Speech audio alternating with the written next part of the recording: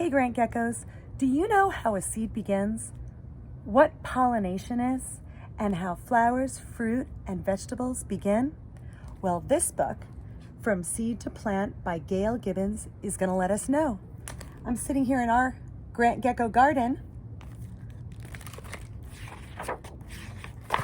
From Seed to Plant by Gail Gibbons.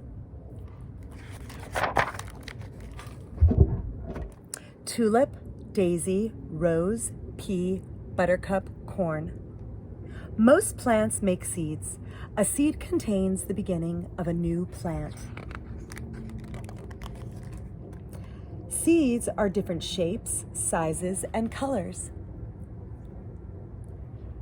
I bet you've seen a lot of different kinds of seeds in your life.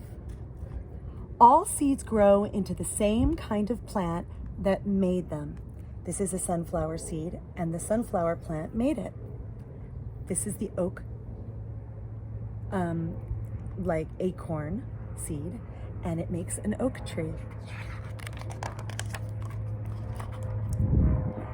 Many plants grow flowers. Flowers are where most seeds begin. Apple tree, zinnia, dandelion, aster. A flower is made up of many parts.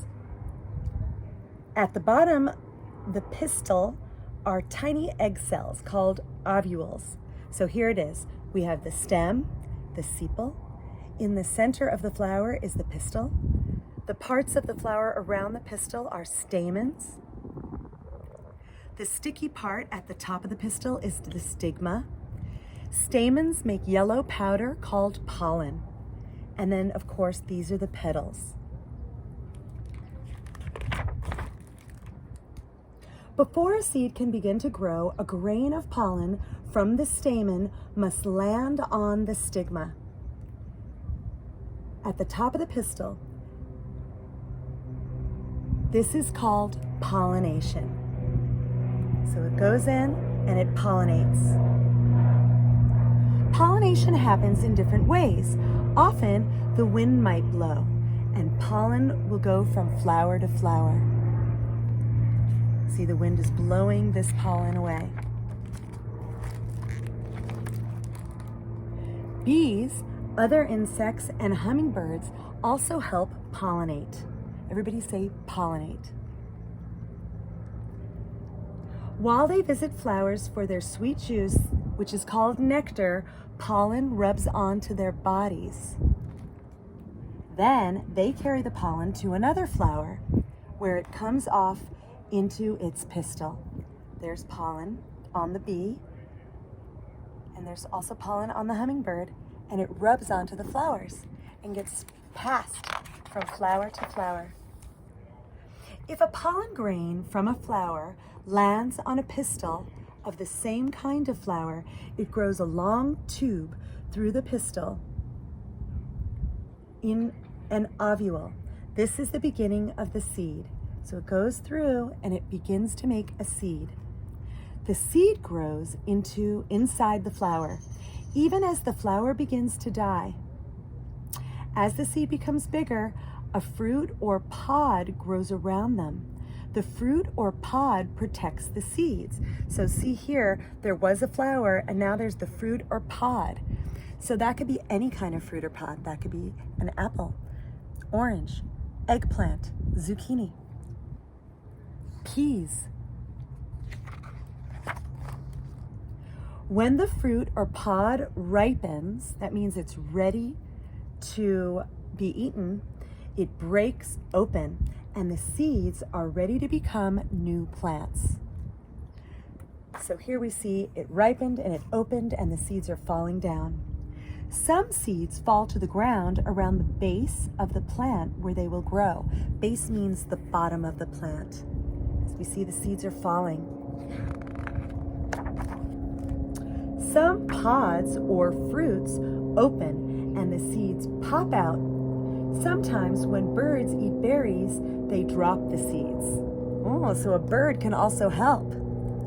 Other seeds fall into streams, ponds, rivers, or ocean. There they travel on the water until they stick to dirt along the shore. Look here, a coconut was in the ocean and it landed, and it's going to make a coconut tree. The wind scatters seeds. Some seeds have fluff on them that lets them float to the ground like tiny parachutes. Others have wings that spin as they fall. I'm sure some of you have seen a dandelion blowing in the wind to make a new dandelion. Animals help scatter seeds too. They hide acorns and nuts in the ground, so if they can't find them, it becomes a tree or a plant. Some seeds have hooks that stick to the fur of animals and people's clothing like a burr. Later, they drop off onto the ground. So if you've ever been hiking or taking a walk and that happened, maybe you helped plant a new plant. A flower bed or vegetable garden is beautiful. Seeds are planted to grow in the gardens. The seeds come in small envelopes or boxes. Directions explain how to plant the seeds and care for the plants. And you can go to a garden store and get some seed packets and try this out. And we also do it here at Grant. Ooh, this is important. The beginning of a plant is curled up inside each seed. Food, this is the food, is stored inside the seed too. The seed has a seed coat. This is the seed coat on the outside to protect it. This is the beginning of the plant. It's right inside the seed. This is the seed coat and the food. A seed will not sprout until certain things happen. First, must be on or in soil. Then it needs rain to soak the seed and soften its seed coat. So it's got everything it needs. It has the soil and the rain. When the sun shines and warms the ground, the seed coat breaks open and the seeds begin to grow. This is called germination. That's a really big word. Let's all say that. Germination. Good job.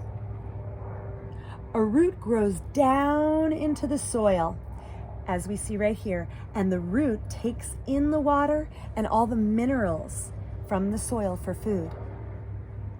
Minerals are like vitamins. Up grows a shoot, that's the shoot. Green leaves grow from the shoot towards the sun. Leaves, shoot, roots. Germination. The plant grows bigger and bigger. The leaves make food for the plant from the water and minerals in the soil, the sunlight and the air all around the plant. So that's the food for the plant. Finally, the plant is full grown. Buds on the plant open into flowers where new seeds will grow. So it had the shoot, it had the leaves, and then little flowers grow. And inside the flower is a seed. Many of the foods people eat are seeds, fruits, and pods. They are full of nutrition, vitamins, and minerals, and they're tasty too. Ooh, I love apples. From a seed to plant project. Now this is a project that you can do at home, all right? And I'm gonna be sending this next time. So, I hope you had a good time listening to this, and stay tuned for the activity you're gonna do next. Bye, geckos.